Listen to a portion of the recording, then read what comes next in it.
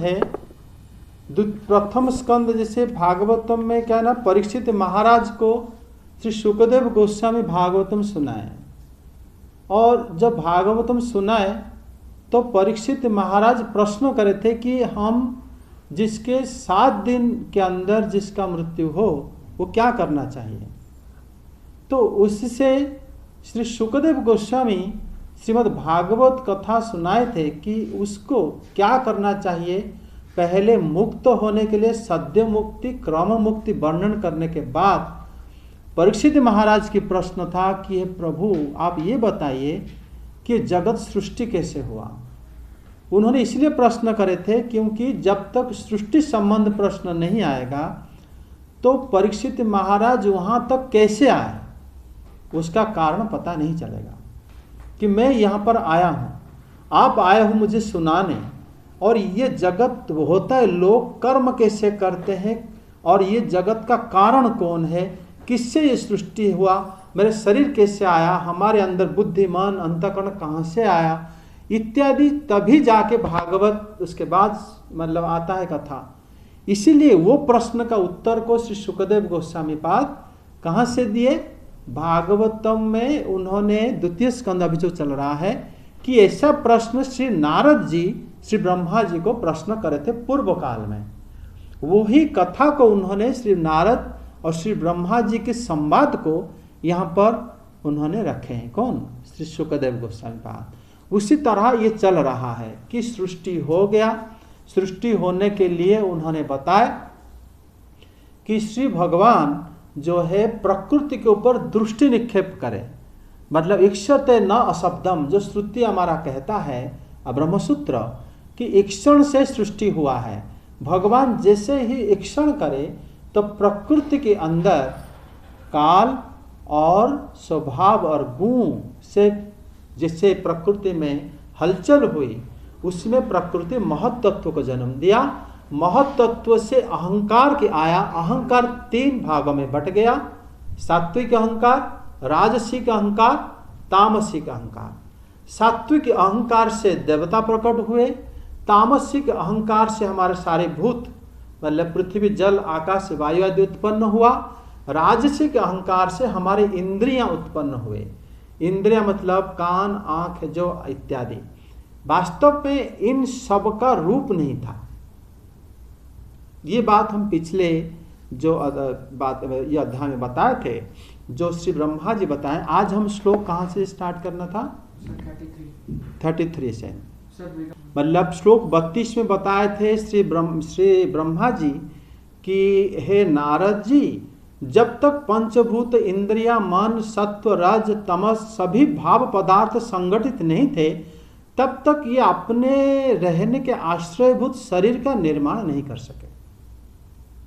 ये ब्रह्मा जी उत्तर दे रहे हैं। इसका मतलब जानते हो क्या है? बताओ। तुम कह रहे थे ना कि उसका उत्तर मतलब पता है। पता सर, इसका मतलब यही है कि मतलब उस टाइम जो श्री कृष्ण ही उन रूपों में अपने आप को विस्तार किया था। अगर श्री कृष्ण अपने आप को रूपों में विस्तार किए थे, देवताओं के रूप में, पंचभूत के रूप में, इंद्रियां के रूप में, तो फिर उनको शरीर निर्माण करने की क्या जरूरत पड़ गई? शरीर निर्माण करने की भी सर, उसके आगे अब वो सब सृष्टि हो गया, उनका कार्य क्या है? वो उस चीज के लिए वो खुद से नहीं कर पा रहे थे। क्यों नहीं कर पाते? अगर वो श्री कृष्ण है, श्री कृष्ण की अंश और श्री कृष्ण स्वयं बराबर है, तो फिर क्यों नहीं कर पा रहे थे? सर क्योंकि एक जो मिसिंग पॉइंट था, जो मतलब भगवान एक्चुअली करवा उनसे भी सकते थे। भगवान ऐसी बात नहीं कि उनसे नहीं, अभी तुम उनसे कह दिया, उनसे का अर्थ हो गया भगवान से अलग हो गए वो लोग। उनके अंश को भगवान से अलग नहीं मान सकते। जीव गोस्वामी पाद कहते हैं भगवान के अंश अवतार हो या भगवान के पूर्ण अवतार हो, सब एक हैं। अंश भगवान का कोई, जैसे हमारा शरीर का अंश हाथ है, हाथ कहीं एक्सीडेंट में कट गया तो मेरा अंश चला गया, मैं मतलब एक मतलब क्या कहते हैं अपंग होके रहा, है ना। इसको भगवान इस तरह अंश नहीं होते। वो तो पूर्णात पूर्णमादाय पूर्णमेव वशिष्यते, वो पूर्ण से पूर्ण होके रहते हैं। पूर्ण से पूर्ण निकाल दो पूर्ण रहेगा। वो उनका श्रुति यही कहता है, श्रुति कहती है कि भगवान से जितने रूप ले लें फिर वो पूर्ण ही रहेंगे, उनका रंच मात्र भी कमी नहीं होगा। ठीक है, तो यहां पर श्री ब्रह्मा जी कह रहे हैं कि मतलब हे ब्रह्मवित्तम, हे ब्रह्म ज्ञानियों में श्रेष्ठ, यदा भूतेन्द्रिय मनोगुणा भाव असंगता, वो कहते हैं जब ये सारे भूत एवं सारे इंद्रियां ये सारे जब तक संगठित नहीं हुए थे तब तक अपने रहने के लिए शरीर निर्माण नहीं कर पाए। यहां कौन रहने के लिए आया था? क्या मिट्टी रहेगा कहीं? ये बात है। ये हवा कहाँ रहेगा? ये मतलब अग्नि कहाँ रहेगा? उसकी जगह निकालना चाहिए। कौन कौन रहने के लिए जगह नहीं मिला? सर जीव को रहने, जीव यहां पर है कहां? यहां पर है हे ब्रह्मवितम, श्लोक 32, यदैते असंगाः भावा भूतेन्द्रिय मनोगुणाः यदायतन निर्माणेन सोकुर्ब्रह्मवेत्तामः तदा सहत्य चान्योन्यां भगवच्छक्ति चोदितः सदसत्वमुपादाय चोभयं शुश्रूजुह्यदिः। अनुवाद पाठ करो 33-32 का। श्रेष्ठ ब्रह्मविद, जिस समय ये पंचभूत इंद्रिय मन और सत्व आदि तीनों गुण परस्पर संगठित नहीं थे तब अपने रहने के लिए भोगों के साधन रूप शरीर की रचना नहीं कर सके।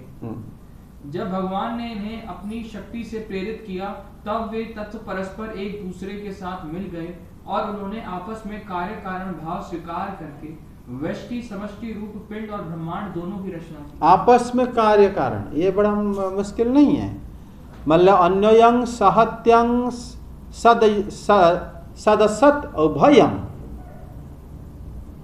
फिर भावों मुपादाय अदह शस्त्र, मतलब मिट्टी खुद कार्य और कारण, कारण बनेगा फिर कार्य भी बनेगा। अर्थात मिट्टी बाहर है पृथ्वी के रूप में और वो कारण हो गया और उससे शरीर बन गया जो काम कर रहा, तो कार्य हो गया। जल बाहर भी है कारण के रूप में, शरीर के अंदर आ गया, काम कर रहा शरीर। समझे? बात यह है कि ये लोग इकट्ठा नहीं हो पा रहे थे शरीर के लिए, और जो शरीर में स्वयं ब्रह्मा जी जो शरीर में बात कर रहे हैं, स्वयं श्री नारद जो शरीर में श्रवण कर रहे हैं, और जो शरीर सारे देवता आदि उनके पास सत्व गुण, क्योंकि उससे पहले श्लोक से ये इसका अन्वय है, संबंध है। वो जो बताए हैं कि ये सब जो सारे 10 इंद्रियां 10 देवता ये सब उत्पन्न हुए थे, वो लोग कोई रूप नहीं था उनका, उनको शरीर की आवश्यकता पड़ा था। ठीक है, जब शरीर की आवश्यकता है और भगवान जब अपना प्रेरणा दिए, देने के बाद क्या हुआ ना, शरीर का सृष्टि हुआ और फिर भगवान कारण ना रह के कारण ये आपस में हो गए। समझे? मतलब ये मूर्तिका जो मिट्टी हमारा पृथ्वी में है और मिट्टी का घड़ा भी हमारा है, घड़ा कारण कार्य हो गया, मिट्टी हो गया कारण, उससे बना है ये घड़ा। उसी प्रकार 5 भूत जो तत्व है उससे हमारा शरीर बना है, हमारा शरीर कार्य करता है और वो तत्व शरीर के अंदर भी है और बाहर भी है। समझ में आया? तो इसमें जब यहाँ पर भगवान जो कह रहे हैं कि श्री ब्रह्मा जी के कार्य कारण भाव को वो लोग मतलब अपने आप को लिए, ये हुआ कैसे? तद भगवत शक्ति चोदिता, भगवत शक्ति के कारण ये हुआ। मतलब वो मुख्य कारण हो गए, परम कारण वो है। गोविंदम आदि पुरुषम तमहं भजामि, सर्व कारण कारण कृष्ण। तो इस प्रकार कार्य कारण होते जाते हैं। अब सर शरीर किस लिए चाहिए था उन्हें? शरीर में भोग करने के लिए चाहिए था। बिना शरीर के इंद्रियां भोग किसको करेगा? लेकिन अब ये बताओ, जब वो भगवान के अंश थे तो उन्हें किस भोग की जरूरत है? भगवान की जो अंश थे, जो लोग 10 इंद्रियां आदि, पुरुष में जब ये सारे देवताओं को उनके अभिन्न अंग माना गया है भगवान के, ये भगवान को पूजा करने के लिए माना गया है कि वो भगवान के अभिन्न अंग हैं, है ना। और ये सृष्टि जो है संपूर्ण सृष्टि एक माया है। और उसके बाद भी जैसे शास्त्रों में आप देखोगे बताया गया है, कोई अगर मान लो वर्णाश्रम धर्म 4th स्कंद में है, अगर यज्ञ अश्वमेध यज्ञ 100 पूरा करता है तो इंद्र पद को प्राप्त होता है। मतलब वो श्री भगवान के फिर भुजा जैसे विराट स्वरूप में वो आसीन हो सकता है। इसीलिए विराट स्वरूप को काल्पनिक रूप कहा गया है। मतलब इन पे जो भी अंश हुए हैं ये श्री भगवान की सच्चिदानंदमय अंश नहीं है। ये श्री भगवान को भक्त पूजा करने के लिए तो ग्रहण करते हैं, वो इंद्र के माध्यम से, वरुण के माध्यम से, अग्नि के माध्यम से, सारे देवताओं के माध्यम से श्री कृष्ण की पूजा हो जाता है। लेकिन जब सृष्टि हुआ था, महत्त्व से इनकी सृष्टि हुआ था और इनके कारण थे काल, जो काल के कारण थे महाविष्णु, और श्री महाविष्णु थे संकर्षण के कारण, संकर्षण थे उनके मूल कारण।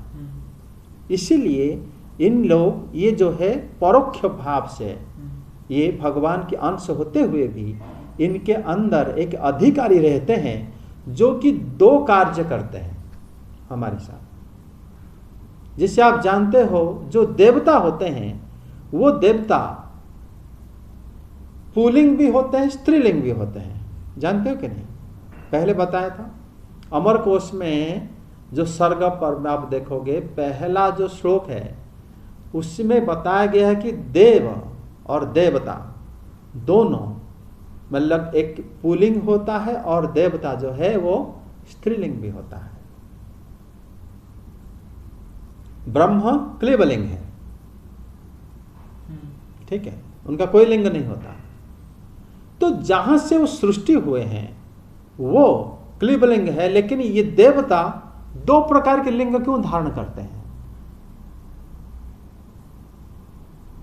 क्योंकि अगर हम जिसके अंदर इंद्रियां हैं हमारे अंदर है, अगर हम इंद्रियों को दमन करते हैं कृष्ण कथा से, भगवान की कथा में इतने आप तल्लीन हो गए, आपकी आंख कान आप हाथ पैर सब रहते हुए भी आप अगर कोई कार्य करते हो उन्हीं के लिए कर पाते हो, अन्यथा आप कुछ नहीं कर पाते हो। कान से उन्हीं के बारे में श्रवण करते हो।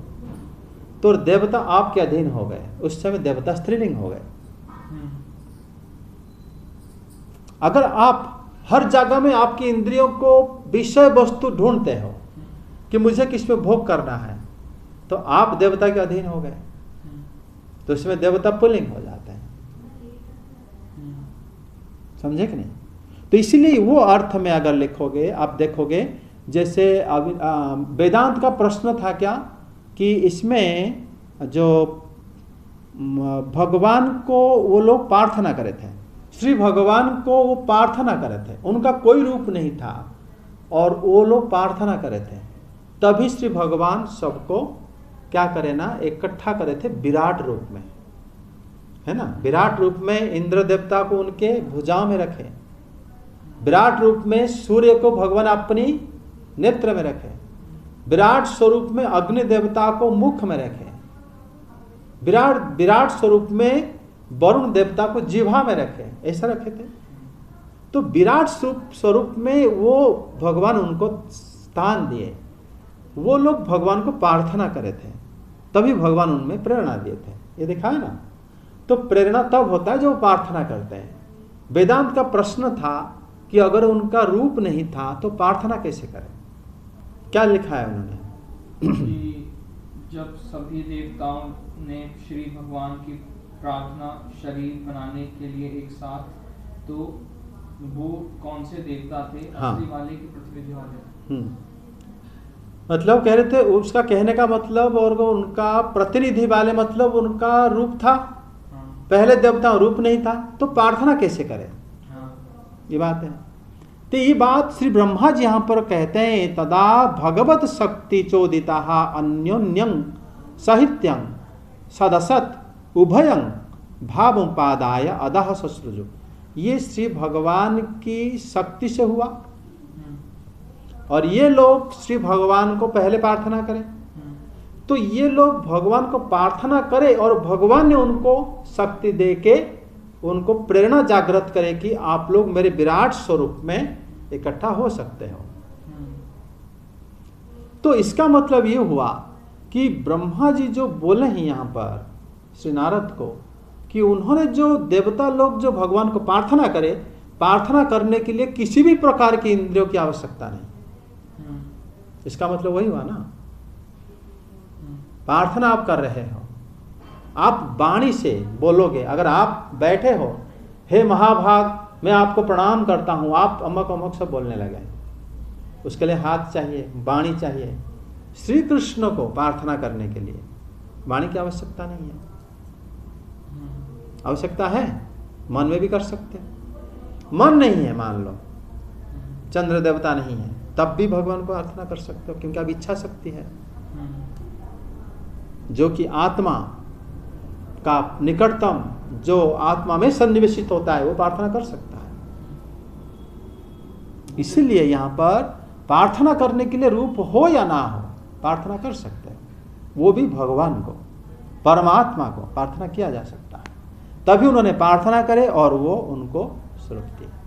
आगे श्लोक 34।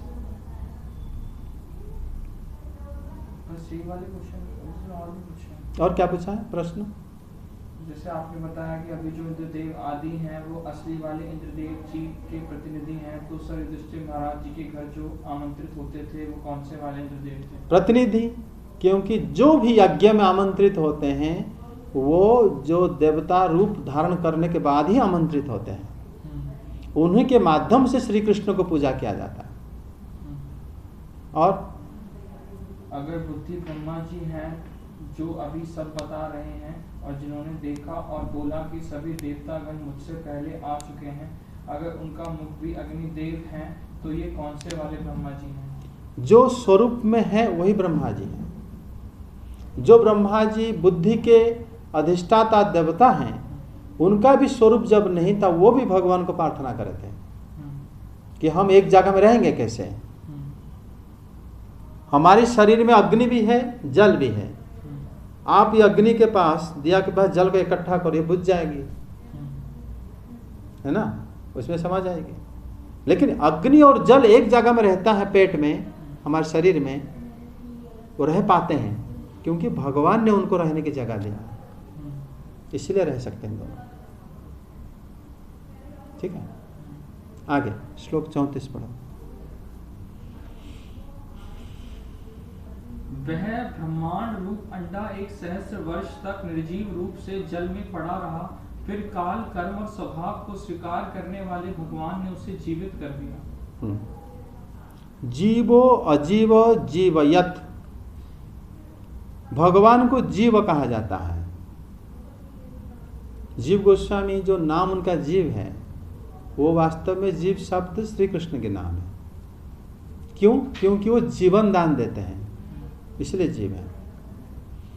और आप देखोगे रामचरितमानस में जब दशरथ महाराज के पास सुमंत्र देव आदि आए थे, जय जीव कह के उनको संबोधन करे थे, जय जीव।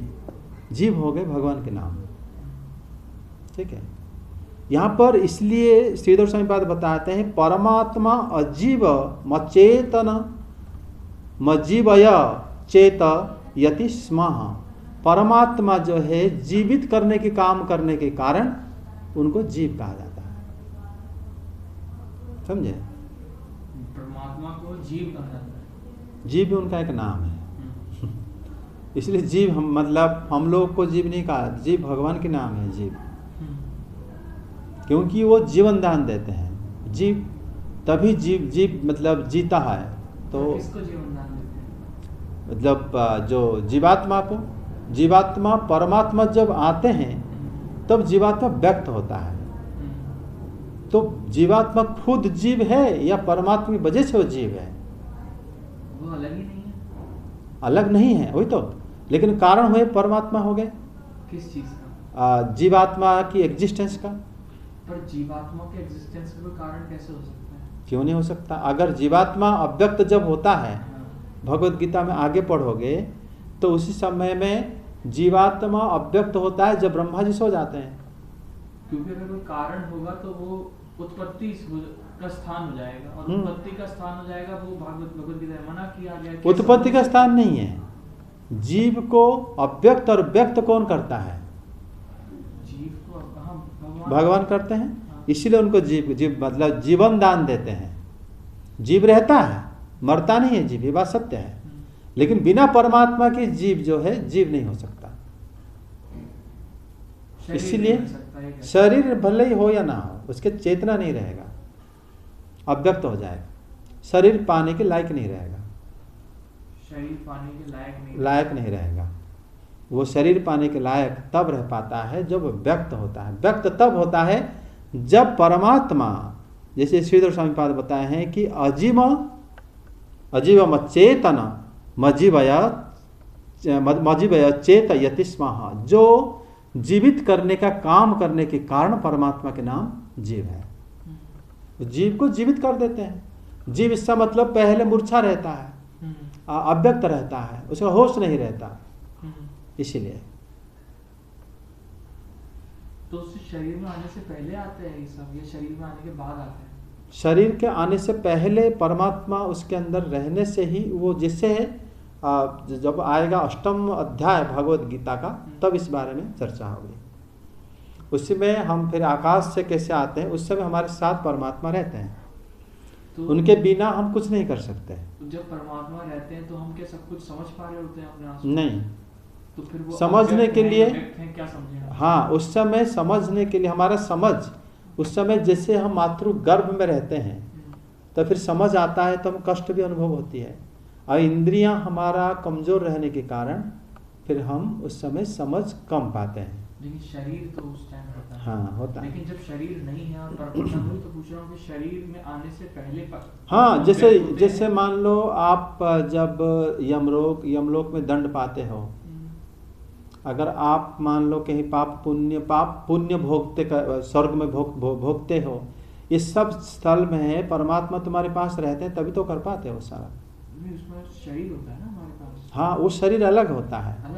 हाँ, जैसे सूक्ष्म शरीर में पहले भी हमारा जो शरीर से हम लोग को जला दिया जाता है, उसमें सूक्ष्म शरीर से हम चलते हैं ऊपर, फिर हम जाके चंद्रलोक का चंद्रायण गति जब होता है, फिर जब वापस आते हैं, मतलब सब जगह में हमारा चेतना रहता है, कम रहता है, और जानते हैं कि हम दंडित होते हैं जैसे वृक्ष का रहता है। नहीं सर, मैं ये कह रहा हूँ कि तो शरीर में आने के बाद हमारी चेतना उसके हिसाब से डेवलप हो जाती है। हाँ, लेकिन हाँ। मैं ये कह रहा हूँ कि जब कोई व्यक्ति अव्यक्त है, उसे पता ही नहीं है, उस टाइम परमात्मा ने उसे जीवन दान नहीं दिया, तो फिर अव्यक्त रहता, शरीर नहीं होता उसके पास। जब शरीर में आने से पहले उसे जीवन दान दिया जाता है, ये शरीर में जब आने के बाद, क्योंकि उस समय तुरंत उसको अंतःकरण, मन, बुद्धि, अहंकार और सारी इंद्रियां सब प्राप्त हो जाता है, तभी फिर उसको जीवित हो जाता है।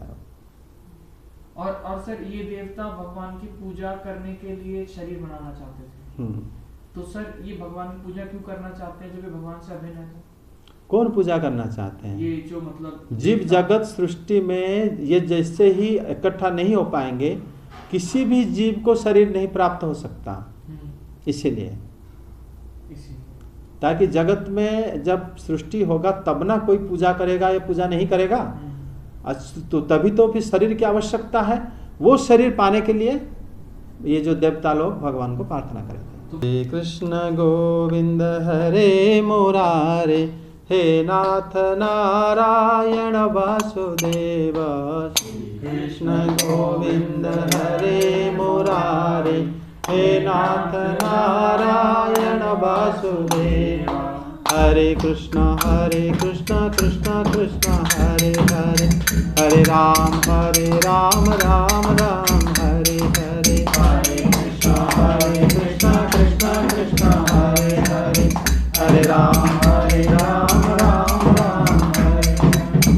हरे कृष्णा कृष्णा कृष्णा हरे हरे, हरे राम राम राम हरे हरे, हरे कृष्णा कृष्णा कृष्णा हरे हरे, हरे राम राम राम हरे हरे, हरे कृष्णा कृष्णा कृष्णा हरे हरे, हरे राम राम राम हरे हरे, कृष्णा कृष्णा कृष्णा हरे हरे, हरे राम राम राम हरे हरे, हरे कृष्णा कृष्णा कृष्णा हरे हरे, हरे राम राम राम हरे हरे, हरे कृष्णा कृष्णा कृष्णा हरे हरे, हरे राम राम राम